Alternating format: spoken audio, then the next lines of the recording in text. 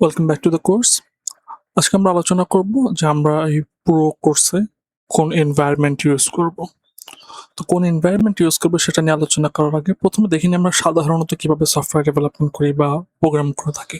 So আমাদের একটা IDA থাকে, ফর এক্সাম্পল আমরা এখানে ভিএস কোড ইউজ করছি এবং আমাদের মাল্টিপল ফাইলস থাকে, ফোল্ডার স্ট্রাকচার থাকে, রাইট? বাট এক্সপেরিমেন্টেশন বা অ্যানালাইসিসের জন্য এই সেট আপ বা এই এনভায়রনমেন্টটা আইডিয়াল নয়। কেন আইডিয়াল নয়? Let me show you. So এখানে আমার একটা ফাইল আছে এবং এখানে আমাদের একটা ফাংশন আছে যে হেভি কম্পিউটেশন। সো এখানে আমরা সিনথেটিকলি ধরে নিচ্ছি যে এখানে একটা কম্পিউটেশন হচ্ছে এবং কম্পিউটেশনটা হতে 5 সেকেন্ড লাগে। এবং এই রিয়েল ওয়ার্ল্ড আপনি যখন ডেটা সেট গুলো ইউজ করবেন বা কোনো কিছু প্রসেস করবেন তখন এরকম মোটামুটি 5 সেকেন্ড, 10 সেকেন্ড বা আরো বেশি টাইমও লাগতে পারে। এবং এখানে আমাদের একটা ভিজুয়ালাইজার আছে। আমরা হচ্ছে এই কম্পিউটেশনের পর আমরা হচ্ছে ডেটাকে ভিজুয়ালাইজ করবো। সো আমরা কিভাবে রান করতে পারি? ওকে, আমরা এখানে গিয়ে রান করলাম। সাধারণত টার্মিনাল আমরা যেভাবে রান করি রান করলাম। রান করার পর আমরা দেখতে পাচ্ছি যে এখানে কম্পিউটেশন হচ্ছে, মোটামুটি 5 সেকেন্ড টাইম লাগবে। ওকে, কম্পিউটেশন হলো এবং হচ্ছে আমরা আমাদের প্লট দেখতে পেলাম, রাইট? সো আমরা এখানে ধরেন একটা বেসিক অ্যানালাইসিস করলাম, এটা কেটে দিই। এখন আমরা সামান্য একটা চেঞ্জ করি। ওকে, ফর এক্সাম্পল আমি হেক্স প্লট চাচ্ছি না, আমি কেডিই প্লট চাচ্ছি। এখন আমি যদি রান করি সে আবার আগের মতো কম্পিউটেশন করবে এবং হচ্ছে আমাকে প্লট শো করবে। রান করলাম, আবার 5 সেকেন্ডের প্রসেসিং।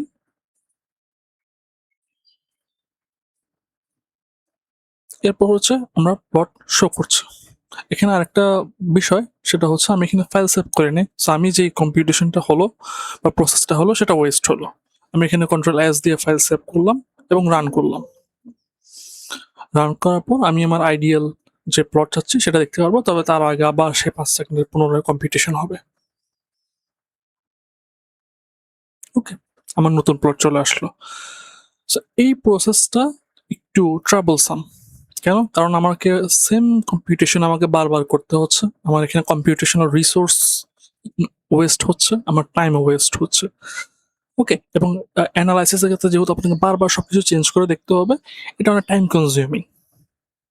সো একটা সলিউশন হচ্ছে আমরা এখানে চেক পয়েন্ট ইউজ করতে পারি। সো চেক পয়েন্ট হচ্ছে আপনি এতটুকু কোড রান হবে এবং রান হয়ে এই যে স্ট্যাটাস, মানে এইখানে যে আপনার কোডের যে স্ট্যাটাস বা মেমোরি স্ট্যাটাস সেটা স্টোর থাকবে। ওকে, এখানে আমরা রান করলাম একটা ইন্টারেক্টিভ এনভায়রনমেন্টে। এখানে এই জিনিসটা স্টোর রান হওয়ার পর স্টোর থাকবে। এরপর আমরা নিচের সেকশনগুলো আমরা রান করতে পারবো। ওকে, ফার্স্ট কম্পিউটেশন হচ্ছে। এখন আমরা নিচের সেকশনটা আমরা রান করলাম এবং আমাদেরকে প্লট শো করলো। এখন আমরা যদি এখানে কিছু চেঞ্জ, যে সোয়ানি, এখানে আমরা যদি হেক্স নিয়ে আসি এবং এই সেকশনটাকে যদি আমরা আবার রান করি তাহলে আমাদের আগের মতো কম্পিউটেশন করতে হচ্ছে না। আমরা হচ্ছে ডিরেক্টলি চেঞ্জ করে করতে পারতেছি। সো ইন্টারেক্টিভস যে এনভায়রনমেন্টটা আছে সেটা আমরা কোস্টার সেশনগুলোতে দেখবো। বাট শুরুর দিকে আমরা হচ্ছে গুগল কোল্যাব ইউজ করবো। সো গুগল কোল্যাব হচ্ছে একটা ইন্টারেক্টিভ এনভায়রনমেন্ট, এটার মতোই, ঠিক আছে? এবং এটাকে জুপিটার নোটবুকের অনলাইন ভার্সনও বলা হয়। সো আমরা গুগল কোল্যাব কেন ইউজ করতেছি এবং কেন জুপিটার নোটবুক ইউজ করতেছি না, এখানে আমরা কোর্সটা চাচ্ছি যে সবার জন্য যাতে অ্যাক্সেসেবল হয়।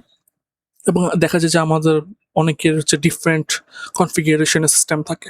ওকে, কারো হচ্ছে ল রিসোর্স থাকে, কারো হচ্ছে হেভি রিসোর্স থাকে।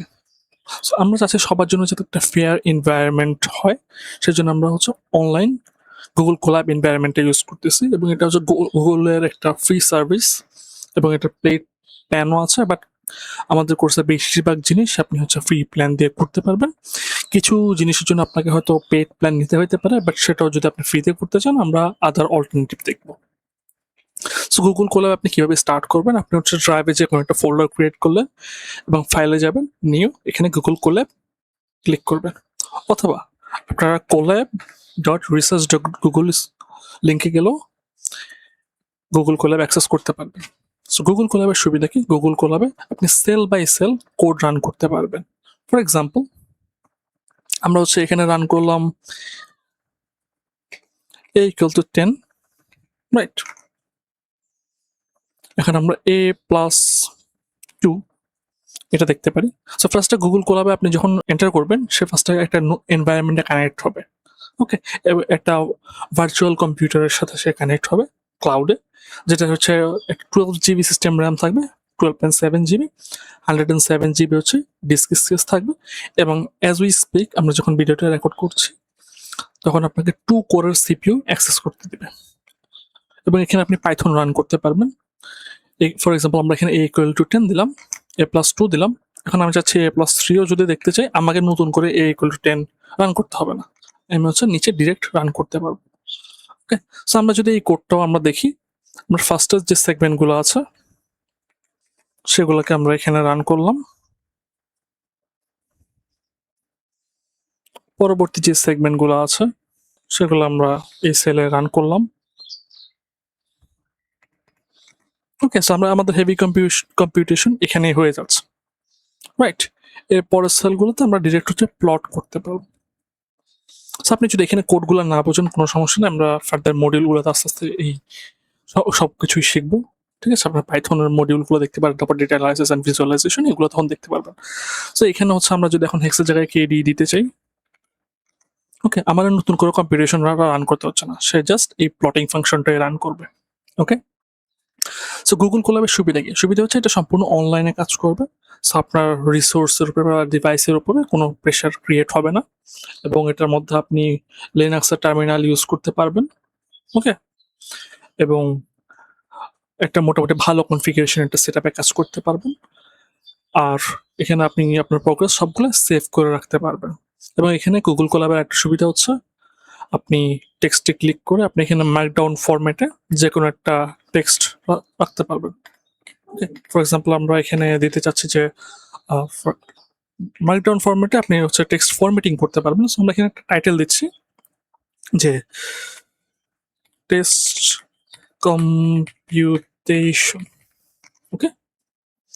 এবং মাঝখানে আপনি নোট রাখতে পারবেন এবং বিভিন্ন এক্সপেরিমেন্ট হচ্ছে সেভ রাখতে পারবেন। ফর এক্সাম্পল আমরা KD এই সেলে রাখলাম, আমরা হচ্ছে পরবর্তীতে আমরা হেক্স এই সেলে রাখলাম। ওকে? এখন আপনি যদি কন্ট্রোল S চাপেন, এটা হচ্ছে সেভ হয়ে থাকবে। এই আউটপুট যেটা আসছে সেটা সেভ হয়ে থাকবে। নরমালি আমাদের পাইথন স্ক্রিপ্টে সেটা হয় না। সেটা আপনাকে নতুন করে রান করতে হয়। সো আমরা কি পুরো কোর্সেই গুগল কোল্যাব ইউজ করব? কোর্সের বেশিরভাগ ক্ষেত্রে আমরা গুগল কোল্যাব ইউজ করব। বাট কিছু ক্ষেত্রে যখন আমরা প্রজেক্ট করব, স্পেশালি যখন আমরা আমাদের প্রজেক্ট সেকশনগুলোতে API বিল্ড আপ করব, তারপর কিছু প্রোগ্রাম বিল্ড আপ করার ট্রাই করব, তখন হচ্ছে আমরা সাধারণ যে এনভায়রনমেন্ট আছে সেটা ইউজ করবো। অর্থাৎ সফটওয়্যার ডেভেলপমেন্টের সময় আমরা আমাদের সাধারণ কোড এডিটর বা এনভায়রনমেন্ট ইউজ করব। এক্সপেরিমেন্টের জন্য আমরা হচ্ছে গুগল কোল্যাব ইউজ করব। গুগল কোল্যাবে আপনি সিপির পাশাপাশি আপনি জিপিইউ পেতে পারেন। এখানে আমরা চেঞ্জ রান টাইমে গিয়ে আমরা কি state of the art GPU access করতে পারি। ফর এক্সাম্পল H100, A100 এবং ফ্রি ভার্সনে আপনি T4 জিপিইউটা ইউজ করতে পারবেন। যদিও ফ্রি ভার্সনে কিছু লিমিটেশন আছে, বাট আমরা আপনি যদি পেইড ভার্সন ইউজ নাও করতে চান, আমরা অল্টারনেটিভ আপনাদেরকে দেখাবো। গুগল কোল্যাবে আরো ফিচার হচ্ছে এখানে একটা ফাইল সিস্টেম থাকে। আপনি ডিরেক্ট গুগল ড্রাইভ থেকে যে কোনো ফাইল অ্যাক্সেস করতে পারবেন এবং আপনি আপনার সব ধরনের এক্সপেরিমেন্ট আপনি স্পেসিফিক কোনো গুগল ড্রাইভ ফোল্ডারে স্টোর করে রাখতে পারবেন, যাতে আপনি ফার্দার সেগুলো রিভিউ করতে পারেন। আমাদের কাছে প্রতিটা মডিউলে হ্যান্ডস অন কোডিং থাকবে এবং বেশিরভাগ লেকচারের সাথে একটা গুগল কোল্যাব নোটবুক থাকবে। সো আপনি যে কোনো ভিডিও লেকচার সেখানে যদি গুগল কোল্যাব নোটবুক ইউজ করা হয়ে থাকে, আপনি ভিডিওর নিচে সেই নোটবুকের লিঙ্ক পেয়ে যাবেন এবং আপনি ফার্দার সেই নোটবুক দেখে স্টাডি করতে পারবেন এবং এক্সপেরিমেন্ট করতে পারবেন।